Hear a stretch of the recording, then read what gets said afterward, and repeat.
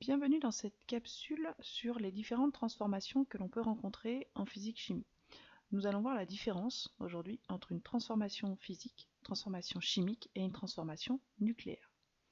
Tout d'abord, je vais faire quelques petits rappels sur la structure de la matière qui sont absolument indispensables pour comprendre les différents types de transformations. La matière est composée de molécules qui, selon l'état physique de la matière, solide, liquide ou gaz, ne s'arrangent pas de la même façon. Dans un solide, les molécules, représentées ici par des petits points bleus, sont bien alignées, bien serrées les unes contre les autres et ne bougent quasiment pas. Dans un liquide, les molécules ne sont plus ordonnées, elles sont désordonnées, elles ne sont plus alignées les unes contre les autres, elles sont encore serrées les unes contre les autres, mais elles peuvent bouger. Et enfin, dans un gaz, les molécules prennent tout l'espace possible, elles sont en mouvement aléatoire, elles sont désordonnées et dispersées. Ces molécules, donc on peut voir ici l'exemple d'une molécule, ces molécules sont constituées d'atomes que l'on trouve à droite ici. Donc par exemple, la molécule qui est représentée ici à gauche est composée d'atomes de carbone en noir, d'atomes d'azote en bleu, d'atomes d'hydrogène en blanc et d'atomes d'oxygène en rouge. Ces atomes, en fait, on les trouve dans la classification périodique des éléments. Ce sont toutes les briques avec lesquelles on va pouvoir fabriquer des molécules. Puis indispensable de faire la différence entre atomes, ce qu'on trouve dans la classification périodique des éléments, ce que l'on a ici à droite, et molécules, ce que l'on peut construire avec ces atomes. Et enfin, on va plonger au cœur de l'atome. Ici, on prend un atome de sodium de numéro atomique 11. Ça veut dire que son noyau contient 11 protons, représentés en rouge. Il contient également des neutrons, représentés en vert. Donc ça, c'est la structure interne de l'atome. On a le noyau au centre et autour, on trouve des électrons. Les électrons sont négatifs, les protons sont positifs et les neutrons sont neutres.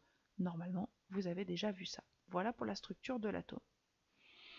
On va parler maintenant tout d'abord de la transformation physique. J'ai représenté ici des molécules d'eau bien alignées, bien rangées les unes contre les autres. Donc la molécule d'eau formée d'un atome d'oxygène et de 2 atomes d'hydrogène.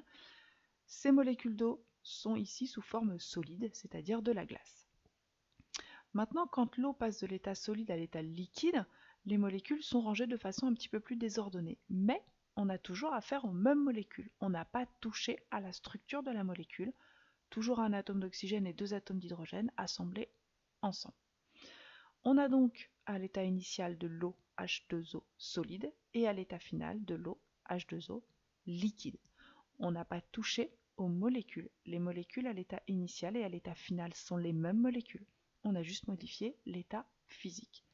Voilà pour la transformation physique. Voyons maintenant la transformation chimique. On a ici une molécule de méthane, CH4, un carbone, 4 hydrogènes, et 2 molécules de dioxygène formées de 2 atomes d'oxygène chacune. On va ici dissocier les molécules pour récupérer les atomes et venir fabriquer des nouvelles molécules. On dissocie la molécule de méthane et les 2 molécules de dioxygène pour venir former 2 nouvelles molécules avec les mêmes atomes. On forme ici du dioxyde de carbone, ici, et 2 molécules d'eau, là et là. On a donc ici modifié les molécules. Au départ, on a CH4 et O2, et à l'état final, on a CO2 et H2O. On a les mêmes atomes, on a utilisé les mêmes briques, mais pour construire des molécules différentes. Ça, c'est une transformation chimique. Ce sont les mêmes atomes, mais on ne construit pas les mêmes molécules avec. Voyons maintenant la transformation nucléaire. Nucléaire signifie qu'on touche au noyau de l'atome. Donc ici, on représente un noyau d'atomes de carbone 14. Carbone 14, c'est-à-dire 14 nucléons, dont 6 protons, représentés ici en rouge. Le carbone 14 n'est pas stable, il se désintègre spontanément. Un de ces protons devient un neutron, et en parallèle, une particule est émise. Il s'agit ici d'un électron. On a donc au départ du carbone, 6 protons, et on obtient à la fin de l'azote, avec 7 protons.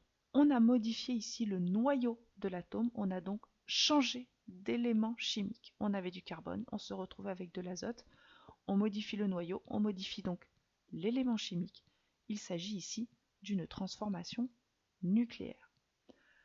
Pour résumer, il faudra retenir que la transformation physique modifie l'état physique de la matière sans modifier les molécules, qu'une transformation chimique modifie les molécules mais en conservant les atomes, on ne modifie pas ni le nombre ni la nature des atomes, on les utilise juste pour former des molécules différentes.